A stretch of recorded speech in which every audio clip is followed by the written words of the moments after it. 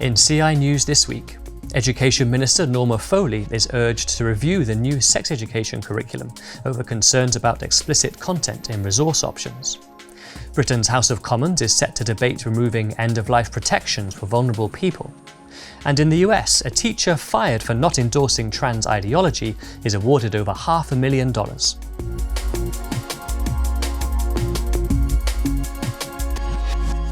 Hello and welcome to CI News on the 4th of October. I'm Rhys Curnow. Members of the Oireachtas have urged the government to halt the rollout of the new social, personal and health education curriculum over concerns about sexually explicit content in resource options for 12 to 15-year-olds.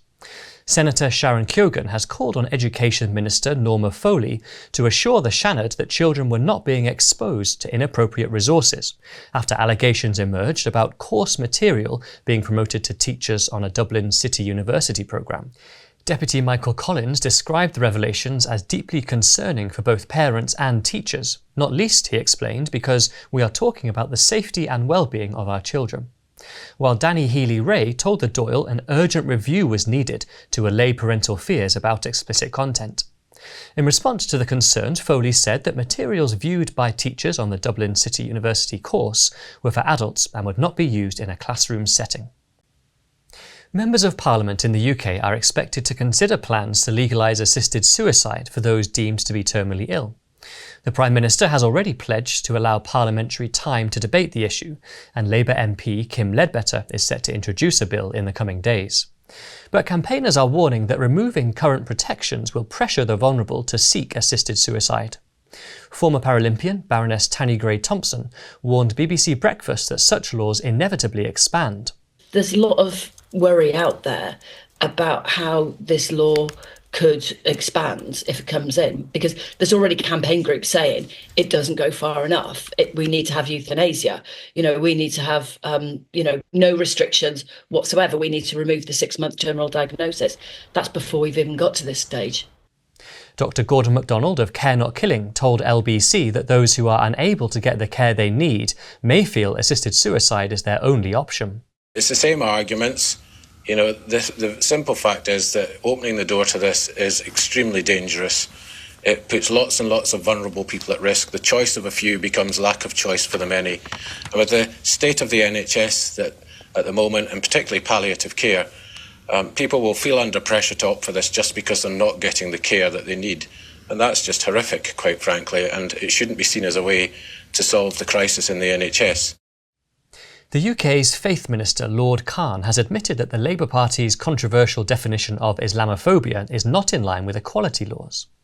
The vague definition, adopted in 2019, states Islamophobia is rooted in racism and is a type of racism that targets expressions of Muslimness or perceived Muslimness. It prompted widespread concerns about the impact on free speech. Last month, Deputy Prime Minister Angela Rayner announced that the government is actively considering its approach to Islamophobia. But in a letter to the Faith Minister, the network of Sikh organisations warned that adopting the Labour Party's contested definition into law would have serious implications on free speech, not least the ability to discuss historical truths.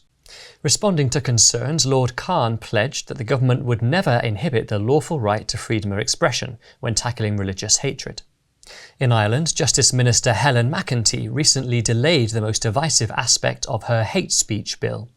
The news was welcomed by former Attorney General Senator Michael McDowell. He noted that the refusal to define the term hatred could have led to people being prosecuted on very flimsy words. Church leaders on the Isle of Lewis have urged Tesco to abandon plans to open on Sundays. Tesco's Stornoway store is the only UK branch to remain closed on Sundays, but is now consulting staff on opening 7 days a week. Ministers from the Reformed Presbyterian Church and the Free Church of Scotland Continuing told the supermarket chain to respect the island's long-standing day of rest. It's quite simple. This is a place which has historically observed the Lord's Day. It's something that's woven very deeply into the fabric of the place and the heritage of the people. It's a feature of life here that even those who are not committed Christians or churchgoers still value the distinctive nature of the Lord's Day. And finally, a teacher in the US has received $575,000 in damages and legal fees after being wrongfully dismissed for refusing to talk about a gender-confused student using male pronouns. Former French teacher Peter Vlaming had used the girl's preferred name rather than male pronouns, but the school insisted he use them, despite his conscientious objection. I was wrongfully fired from my teaching job because my religious beliefs put me on a collision course with school administrators who mandated that teachers ascribe to only one perspective on gender identity, their preferred view.